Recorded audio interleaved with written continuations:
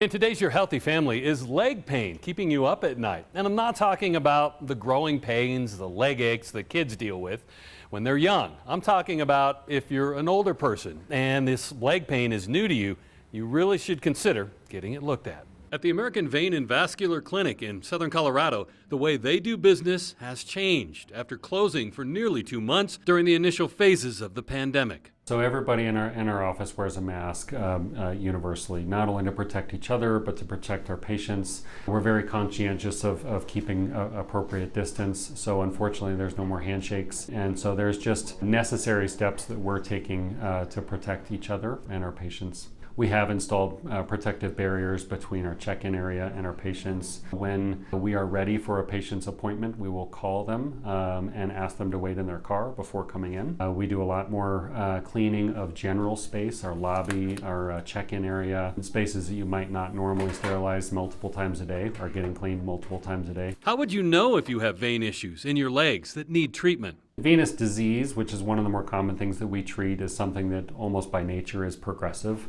So when somebody's 16, they typically don't have it. When somebody's 50 or 70, they typically do have it, or they're much more common in that age category. So over time, it does become progressive. And so if you are living with symptoms of venous disease, for example, cramping, swelling, aching, varicose veins, restlessness at night, cramping at night, a lot of those things are very treatable. And for most people, they can be quite debilitating. And so it does impact your quality of life. And so if you're not treating those and it's just progressively getting worse, it's not the kind of thing that just goes away on its own. For folks with nocturnal or nighttime symptoms, they definitely do have an impact on their quality of sleep and the number of hours that they're able to sleep.